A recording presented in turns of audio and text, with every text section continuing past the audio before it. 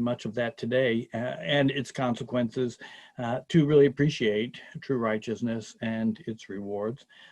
Look at Psalm 14, 1 through 6. The fool has said in his heart, there is no God. They are corrupt. They have done abominable works. There is none who does good. The Lord looks down from heaven upon the children of men to see if there are any who understand, who seek God. They have all turned aside. They have together become corrupt. There is none who does good, no, not one. Have all the workers of iniquity no knowledge, who eat up my people as they eat bread and do not call on the Lord? There they are in great fear, for God is with the generation of the righteous.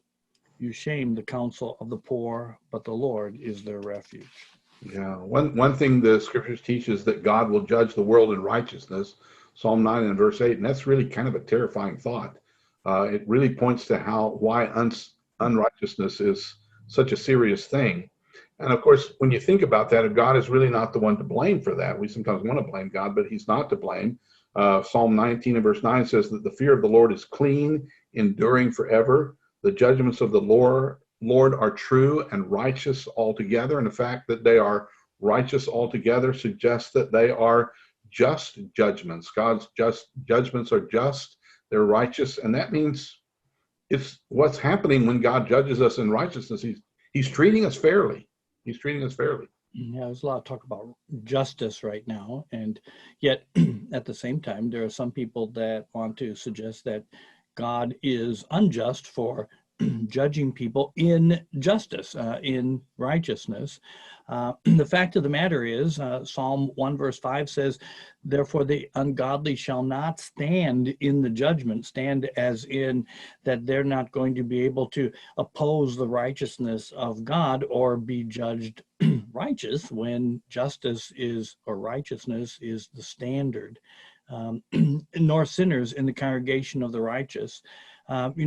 We might get away with injustice, we might get away with ungodliness and sin in this life. That certainly happens, but never, not with God in the final judgment. Psalm 32, 10 through 11, many sorrows shall be to the wicked, but he who trusts in the Lord, mercy shall surround him. Be glad in the Lord and rejoice, you righteous, and shout for joy, all you upright in heart. Just, there's this stark contrast here. Here's the just are not getting away with it, and the unjust are not getting away with it. Wicked are not getting away with it, but the righteous they're being treated with mercy and that sort of thing. So there is this stark contrast between righteousness and unrighteousness, and there's really not just a difference between those two. There's a difference in the eternal consequences of being righteous or unrighteous. The righteous shall flourish like a palm tree, shall grow like a cedar in Lebanon, Psalm 92 verse 12. This beautiful picture of maybe an arid land all around you, and the world being kind of a stark and kind of dead place, and yet here you look at, all of a sudden there's beautiful lush forest. That's the way God sees the righteous in this world. And I like Psalm 5 verse 12, for you, O Lord, will bless the righteous with favor, you will surround him with a shield. Think about the protection there that's coming to the righteous from the Lord. In Psalm 34, verse 15 and 16, the eyes of the Lord are on the righteous, and his ears are open to their cry. The face of the Lord is against those who do evil, to cut off the remembrance of them from the earth.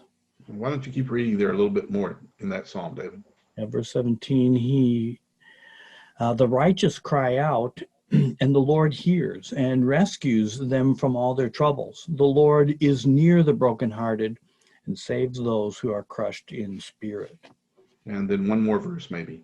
Okay, verse 19, many are the afflictions of the righteous, but the Lord delivers them out of them all. I love that. The Lord delivers them out of them all. Psalm or righteousness, is something that makes contentment in life possible. I think of Psalm 37, 16 through 17. A little that a righteous man has is better than the riches of the many wicked, of many wicked. For the arms of the wicked shall be broken, but the Lord upholds the righteous. Right. There's this contentment. There's this ability to, you know, God is listening. Or in the words of Psalm 52:22, we can cast your burden on the Lord, and he shall sustain you. He shall never permit the righteous to be moved. And this is kind of similarly Psalm 37, verse 25, one that probably many of us have heard. I have been young and now am old. Yet I have not seen the righteous forsaken, nor his descendants begging bread. There's the sustaining and protection of God to those who are righteous. This ability to come before the Lord and know that he will hear and provide. Psalm 24, 3-5. Who may ascend into the hill of the Lord? You know, who can come to God, or who may stand in his holy place? He who has clean hands and a pure heart, who has not lifted up his soul to an idol, nor sworn deceitfully, he shall receive blessing from the Lord, and the righteous from the God of his salvation. That's a good verse that not only talks about how the righteous are blessed, but it sort of gives us an insight into what it looks like to be a righteous person. It involves clean hands and pure hearts. It involves not giving ourselves over to false idols. It involves keeping our word, not telling any lies, not being deceitful. Those are kinds of the things that are characteristic of those who are righteous. Right, another verse that's similar to that, saying we're blessed and helping us see what righteousness looks like, is Psalm 106, verse 3. Blessed are those who keep justice, and he who does righteousness at all times. What's that look like? You know, we acknowledge the blessing of being righteous, but this talks about one who does righteousness at all times. Let's read a few Psalms now that help us see what doing righteousness in everyday life looks like. Okay, so Psalm 119, verse 123, my eyes fail from seeking your salvation and your righteous word. People who are righteous are constantly interested in God's salvation and the righteousness that he provides for us. Right, and righteous people talk about it as well. Psalm 119, 172, my tongue shall speak of your word, for all your commandments are righteousness. Right, and you can't even hardly keep your mouth closed. Psalm 40, verses 9-10, I have proclaimed the good news of righteousness in the great assembly. Indeed, I do not restrain my lips. O Lord, you yourself know. I have not hidden your righteousness within my heart. I have declared your faithfulness and your salvation. I have not concealed your loving kindness and your truth from the great assembly. David says, I just can't keep it to myself. It just has to come out. Right. And there's a sense in which everything that a righteous person says is affected by this. Psalm 37 and verse 3, the mouth of the righteous speaks wisdom, his tongue talks of justice. Right. And Psalm 15, 1-5, this is a really great short psalm. Lord, who may abide in your tabernacle, and who may dwell in your holy hill? He who walks uprightly and works righteousness and speaks the truth in his heart. He does not backbite with his tongue, nor does evil to his neighbor, nor does he take up a reproach against his friend, in whose eyes a vile person is despised, but he honors those who fear the Lord. He who swears to his own hurt and does not change, he who does not put out his money at usury, nor does he take a bribe against the innocent, he who does these things shall never be moved. You do what you say you're going to do because you're righteous. You do the right thing because you're righteous. You try to say the right thing because you're righteous. You, of that kind of person, will never be moved. That there's no need to change. There's no need to compromise. It's a cool thing. It touches every aspect of life. You mentioned a few of them there. Psalm 37 and verse 21. The wicked borrows and does not repay, but the righteous shows mercy and gives. It affects what we do in business. It affects how we talk. It affects what we do with our families. It really, righteousness touches everything. Yeah, praising God's righteousness, for example, is the motivation for living and for being delivered. Psalm 142 and verse 7, bring my soul out of prison that I may praise your name. The righteous shall surround me, for you shall deal bountifully with me. Same thing with the idea of forgiveness. What's the motivation of forgiveness? And a lot of times it seems kind of selfish, but Psalm 51 and verse 14, deliver me from the guilt of bloodshed, O God, the God of my salvation, and my tongue shall sing aloud of your righteousness. Recently, one of our members had a had a health episode, and he said that he was sitting on the side of the road in his car, and the first thing he thought was, oh no, I'm not going to be able to finish my Bible class material that I'm working on if I die right now.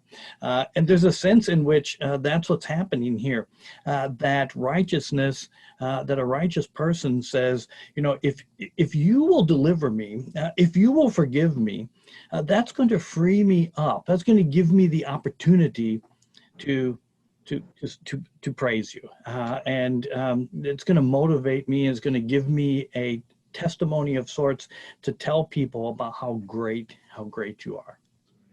And part of that psalm is this idea of singing praise to God. So that's kind of talking about worship. Righteous people are involved in worship. So let's suggest we read some psalms about worship. Psalm 4 and verse 5, offer the sacrifices of righteousness and put your trust in the Lord. I think sometimes people say they don't feel very motivated to worship, whether privately or in an assembly. And maybe the problem is we're not feeling our righteousness and appreciating the righteousness of God. My tongue shall speak of your righteousness and of your praise all the day long. Psalm 35 and verse 28. As you said earlier, David's like, the psalmist is saying, I just can't help but talk and sing and worship and praise. Psalm 33 and verse 1, rejoice in the Lord, O you righteous, for praise from the upright is beautiful. Psalm 145:17, they shall utter the memory of your great goodness and shall sing of your righteousness. Psalm 71, 14 through 16. But I will hope continually and will praise you yet more and more. My mouth shall tell of your righteousness and your salvation all the day, for I do not know their limits. I will go in the strength of the Lord. I will make mention of your righteousness, of yours only. It's the motivation for worship. It's the motivation for prayer. That it's the motivation for talking to other people about God. This is central thing. Yeah, when we're actually praising God, when we're actually worshiping God, that's really what we're doing. Is we're telling one another about the praises of God, about the righteousness of God. We're holding that up. Right. And maybe if you're struggling with that, you need to go back to our lesson where we were reading about the righteousness of God and be moved by that, to just go, wow, God really is great. And which, by the way, when you said that, there's one of those praises that are starting. Before we close our readings from the Psalms today, we also want to stress the way of righteousness that God has provided for us to walk in. Yeah, there's that famous Psalm 23, and so much of the comfort that comes to us in that psalm is from the fact that he leads me in the path of righteousness for his name's sake, Psalm 23 and verse 3. So there's that comfort that comes to us is so much rooted in him leading us in the right way. Yeah, a lot of valley of the shadow of death stuff happening in Psalm 23, and sometimes I think we forget that he's leading me in the path of righteousness. It's not just the path I choose or the path that maybe is the easiest one. It is taking us through the valley of the shadow of death. In fact, the path of righteousness is going to help us navigate that valley of death. That's right. And so when you're thinking, I don't know how I'm going to get through this, I don't know how I'm going to cope with what's happened or happening or might happen, remember that he is leading us in the path of righteousness. And when somebody starts talking about righteousness, whether it's God's righteousness or our righteousness, we need to realize that this is the path that God has that has opened up for us. Psalm 5 and verse 8, lead me, O Lord, in your righteousness because of my enemies. Make your way straight before my face. Straight before my face. Make it clear, make it open, make it so that I can recognize it, that I want to walk in your path. And by the way, because of my enemies, sometimes the stuff looks like, it's bad. I don't know what to do. How am I going to survive this? And God says, well, follow my way. Right. Listen to this one, Psalm 85, 10 through 13. Mercy and truth have met together. Righteousness and peace have kissed. Truth shall spring out of the earth, and righteousness shall look down from heaven.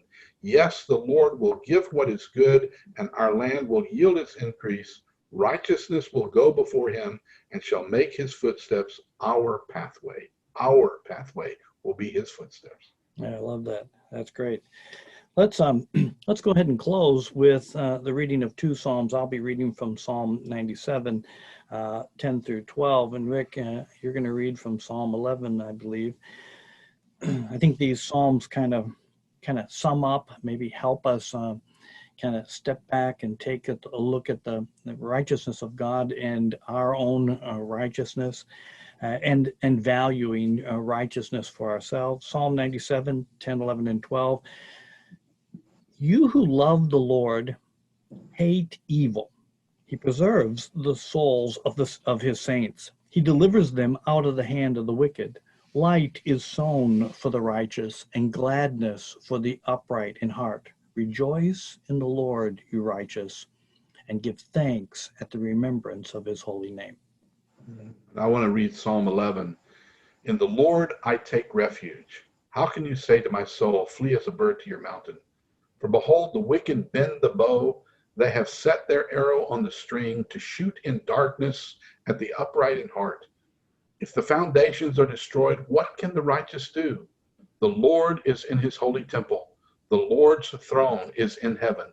His eyes see, his eyelids test the sons of mankind.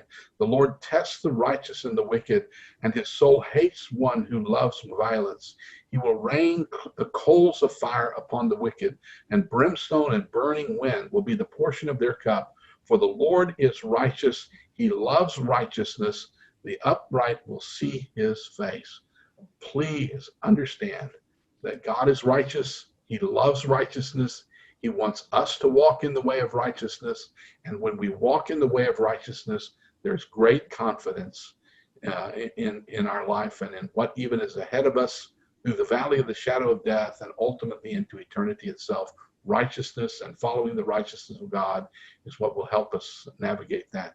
Thank you very much for listening tonight. We hope that our study has been encouraging to you. Join us again next week when we talk a little bit more about righteousness and talk about it again from the perspective of man and how God helps us to be righteous and the righteousness that we ought to pursue in our own lives. Thank you.